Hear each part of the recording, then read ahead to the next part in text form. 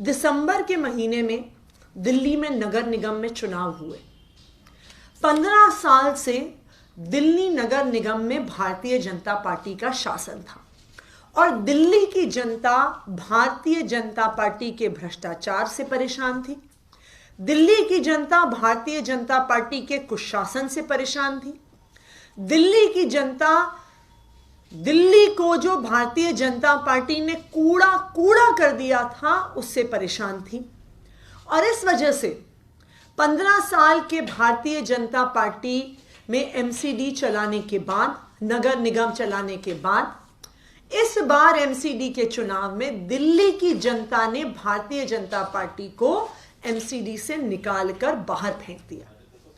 वो एमसीडी में अरविंद केजरीवाल की सरकार को लेके आए, आम आदमी पार्टी की सरकार को लेके आए, क्योंकि दिल्ली के लोग चाहते थे कि दिल्ली एक साफ सुथरा शहर बने, कि दिल्ली में एमसीडी में भ्रष्टाचार खत्म हो, कि लिंटर पे वसूली खत्म हो, कि वो अपने घर से बाहर निकले तो उन्हें हर जगह कूड़ा कूड़ा कूड़ा ना दिखे, कि ये दिल्ली के 3 कूड़े के पहाड़ खत्म हो। और जैसा कि आप जानते हैं, अपनी शपथ होने से पहले ही आम आदमी पार्टी के पार्षदों ने जमीन पर काम करना शुरू कर दिया, इलाकों को साफ करवाना शुरू कर दिया, ढलाव साफ करवाने शुरू कर दिए। तो भारतीय जनता पार्टी के डर्टी ट्रिक्स डिपार्टमेंट को यह हजम नहीं हुआ। उनको हजम नहीं हुआ कि दिल्ली साफ हो रही है। उन्हें हजम नहीं हुआ कि एमसीडी में काम शुरू हो गया है। उनको हजम नहीं हुआ कि दिल्ली में सुधार आ रहा है। तो वो अपनी गुंडागर्दी पे उतर आए, वो अपने काले कारनामों पे उतर आए हैं कि किस तरह से एमसीडी में आम आदमी पार्टी द्वारा किए जाने वाले कामों को रोका जा सके, उसकी उन्होंने एक साजिश शुरू कर दी है। आज उस साजिश के तहत दिल्ली के लेफ्टिनेंट गवर्नर के आदेश पे एक नोटिफिकेशन निकाला गया है, मनोनीत पार्षदों का नोटिफिकेशन। एमसीडी में 10 मनोनीत पार्षद होते हैं और ये 10 मनोनीत पार्षद हमेशा से, चाहे दिल्ली सरकार आम आदमी पार्टी की रही हो, चाहे कांग्रेस की रही हो, इन मनोनीत पार्षदों के नाम दिल्ली सरकार द्वारा एलजी साहब को भेजे जाते हैं। 2017 में भी दिल्ली सरकार द्वारा एलजी साहब को भेजे गए थे। ये सरकार के अर्बन डेवलपमेंट विभाग के थ्रू भेजे जाते हैं। आम आदमी पार्टी की सरकार बनने से पहले, चाहे 2012 में, 2007 में जब शीला दीक्षित जी की कांग्रेस की सरकार थी, तब भी दिल्ली सरकार के अर्बन डेवलपमेंट डिपार्टमेंट से मनोनीत पार्षदों के नाम एलजी साहब को भेजे जाते थे। लेकिन भारतीय जनता पार्टी के डर्टी ट्रिक्स डिपार्टमेंट ने सोचा कि हम अपनी गुंडागर्दी दिखाएं और कल एलजी साहब विनय सक्सेना जी ने एमसीडी की कमिश्नर को कॉल किया और कहा कि मनोनीत पार्षदों की फाइल आप सीधा मुझे भेज दो और दिल्ली सरकार को पूरी तरह से बाईपास कर दो। वो फाइल एमसीडी के कमिश्नर द्वारा दिल्ली सरकार को नहीं भेजी गई। जिस प्रक्रिया से फाइल पास होती है कि पहले डिप्टी सेक्रेटरी के पास जाती है, डायरेक्टर अर्बन लोकल बॉडीज के पास जाती है, सेक्रेटरी के पास जाती है, मंत्री के पास जाती है और वहां से एलजी साहब को भेजी जाती है। इस पूरी कानूनी प्रक्रिया को बाईपास किया गया और एमसीडी कमिश्नर से सीधा एलजी साहब को फाइल भेजी गई और आज सुबह ये इल्लीगल, पूरी तरह से गैर संवैधानिक, गैर कानूनी नोटिफिकेशन को निकाला गया है, जहां पर भारतीय जनता पार्टी के 10 कार्यकर्ताओं को मनोनीत पार्षद एलजी साहब द्वारा घोषित किया गया है। यह प्रक्रिया बिल्कुल गैर कानूनी है, यह प्रक्रिया बिल्कुल गैर संवैधानिक है और मैं एलजी साहब से और भारतीय जनता पार्टी से हाथ जोड़ के निवेदन कर रही हूं कि अपनी ये गुंडागर्दी बंद करिए, अपना ये डर्टी ट्रिक्स डिपार्टमेंट बंद करिए, दिल्ली की जनता के काम रोकने का प्रयास बंद करिए, क्योंकि दिल्ली की जनता सब देख रही है। आपकी इस गुंडागर्दी की वजह से, आपके इस भ्रष्टाचार की वजह से, चाहे दिल्ली विधानसभा हो, चाहे एमसीडी हो, दिल्ली की जनता ने आपको निकाल के बाहर फेंक दिया है।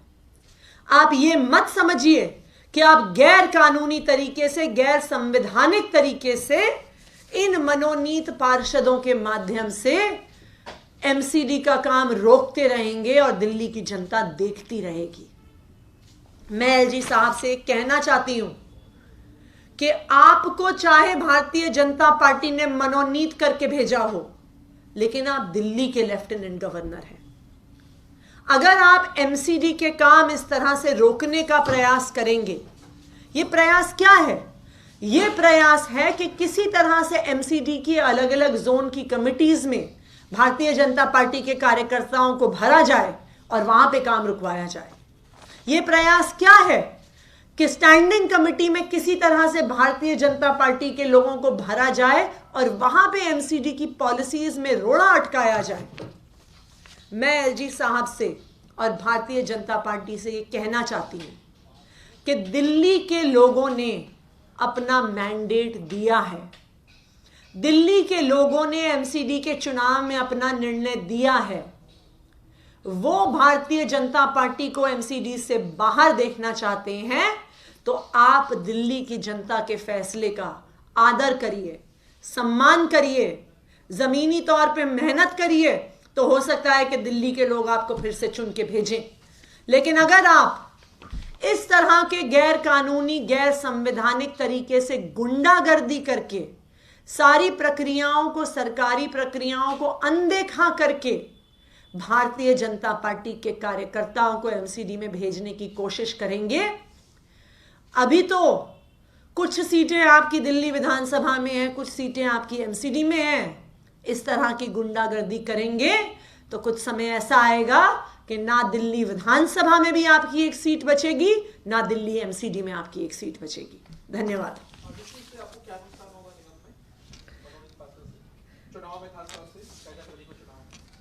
देखिए, ये एक प्रयास है कि किसी तरह से जोन में होने वाले चुनावों को डीरेल किया जाए, क्योंकि अगर आप देखिए, ना सिर्फ ये पूरी प्रक्रिया गैर कानूनी है, पर सारे जिन लोगों को मनोनीत किया हुआ है वो 2 या 3 जोन्स के हैं, जैसे कुछ खबरें पिछले कुछ दिनों से अलग अलग अखबारों में, मीडिया चैनल्स में आ रही थी। तो ये क्या कोशिश है? ये कोशिश इसलिए है कि जोन में बहुत सारे निर्णय लिए जाते हैं, जो उस जोन के जो सारे वहाँ का कार्यक्रम है, जो वहाँ पे साफ सफाई होती है, जो अलग अलग पॉलिसीज हैं, उस पर असर डालता है। जोन के माध्यम से कुछ मेंबर स्टैंडिंग कमेटी में भेजे जाते हैं, जो पूरी एमसीडी के लेवल के निर्णय लेती है। तो प्रयास ये है कि किसी तरह से वहां पर जाके काम को डिस्टर्ब किया जाएगा, वहां पर अपने लोगों को मनोनीत करके, चाहे जोन की कुछ जोन्स की कमिटीज हो, चाहे स्टैंडिंग कमेटी हो, वहां पे काम में अड़ंगा डालने का प्रयास किया जाएगा। मैम, एक बार थोड़ा और संक्षिप्त में बताइए, अब तक क्या परंपरा रही है मनोनीत पार्षदों को राज्यपाल के द्वारा नियुक्त करने की, और इस बार नया क्या हुआ उसमें? देखिए, प्रक्रिया बहुत स्पष्ट रही है कि दिल्ली सरकार द्वारा मनोनीत पार्षदों के नाम urban development department, urban development ministry के थ्रू, जो एमसीडी का की नोडल मिनिस्ट्री है, उसके द्वारा एलजी साहब को भेजे जाते थे। 2017 में आम आदमी पार्टी की सरकार में भी यही हुआ। उससे पहले 2012 में, 2005 में, 2007 में कांग्रेस की सरकार में भी यही होता था कि अर्बन डेवलपमेंट मिनिस्ट्री दिल्ली सरकार के थ्रू नाम एलजी साहब को भेजे जाते थे। यही प्रक्रिया 20 साल से जब से एल्डरमैन है कानून में अपनाई जा रही थी।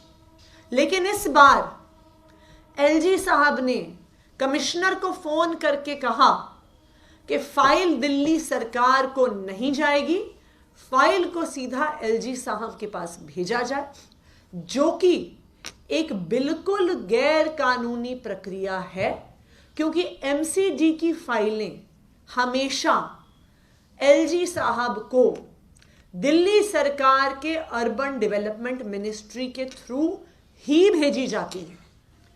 कोई भी फाइल एमसीडी से, चाहे वो मनोनीत पार्षदों की हो, चाहे वो किसी और मैटर पर हो, कभी भी एलजी साहब को डायरेक्टली कमिश्नर से नहीं भेजी जाती है, लेकिन गैर कानूनी तरीके से गुंडागर्दी करते हुए, गैर संवैधानिक प्रक्रिया अपनाते हुए इस फाइल को सीधा कमिश्नर से एलजी साहब के पास भेजा गया। Thank you. केस हुआ है पंजाबला, उसके बाद से भी चीजें और भी नजर आ रही हैं, 2 मामले और दिल्ली में सामने आए हैं, फिर आपने एलजी पर सवाल उठाए हैं, क्या पांडव नगर में भी मामला सामने आया। मैं भारतीय जनता पार्टी, उनकी होम मिनिस्ट्री, उनके एलजी साहब और उनकी अधीन आने वाली दिल्ली पुलिस से निवेदन करना चाहूंगी कि जो जिम्मेदारी भारत के संविधान ने आपको दी है कि केंद्र सरकार के पास police, law and order Delhi में दोनों आते हैं, तो मैं एक जनप्रतिनिधि होने के नाते उनके सामने हाथ जोड़ना चाहूंगी कि आप अपनी जिम्मेदारी का वहन कीजिए। आज भारतीय जनता पार्टी के पास दिल्ली में सिर्फ एक काम है कि वो किसी तरह आम आदमी पार्टी की सरकार के कामों को रोक दे, लेकिन जब लॉ एंड ऑर्डर की बात आती है, जब महिलाओं की सुरक्षा की बात आती है, जब पुलिस की व्यवस्था की बात आती है, जो भारतीय जनता पार्टी की केंद्र सरकार और भारतीय जनता पार्टी के नुमाइंदे एलजी साहब के अंडर आता है, तो नील बटे सन्नाटा। क्या है रिपोर्ट कार्ड पिछले 1 साल का? कितनी पीसीआर वैन बढ़ाई गई, कितने महिला सुरक्षा के इंतजाम किए गए, क्या क्या व्यवस्था की गई कि इस शहर में महिलाएं सुरक्षित हों? जब इस पर रिपोर्ट कार्ड मांगा जाता है तो भारतीय जनता पार्टी के पास सिर्फ नील बटे सन्नाटा है। आप दूसरी तरफ देखिए, आप जहां पर जाइए, जहां पर महिलाओं के खिलाफ हिंसा होती है, महिलाओं के साथ बलात्कार होता है, दरिंदगी होती है, अक्सर ये दरिंदगी करने वाले भारतीय जनता पार्टी के कार्यकर्ता और भारतीय जनता पार्टी के नेता निकलते हैं। इस केस में भी आप देखिए कि एक भारतीय जनता पार्टी का नेता इसमें इन्वॉल्व था और भारतीय जनता पार्टी की पुलिस ने उनके खिलाफ एफआईआर भी नहीं दर्ज किया भी तो कमजोर धाराओं में दर्ज किया। जब सारे भारतीय जनता पार्टी के गुंडों को पता है कि पुलिस हमारी जेब में है, जब भारतीय जनता पार्टी के लफंगों को पता है कि पुलिस हमारी जेब में है, तो उनको लगता है कि हम महिलाओं के साथ बदतमीजी कर सकते हैं, हम महिलाओं के साथ हिंसा कर सकते हैं, हम महिलाओं के साथ बलात्कार कर सकते हैं, क्योंकि हमें बचाने के लिए तो भारतीय जनता पार्टी आएगी, हमें बचाने के लिए तो भारतीय जनता पार्टी की पुलिस है, हमें बचाने के लिए भारतीय जनता पार्टी के एलजी साहब हैं, हमें बचाने के लिए भारतीय जनता पार्टी की होम मिनिस्ट्री है। तो एक तरफ भारतीय जनता पार्टी के गुंडे, भारतीय जनता पार्टी के लफंगे महिलाओं पे अत्याचार कर रहे हैं और दूसरी तरफ भारतीय जनता पार्टी के एलजी साहब और पुलिस दिल्ली की महिलाओं को कोई सुरक्षा नहीं दे रही है।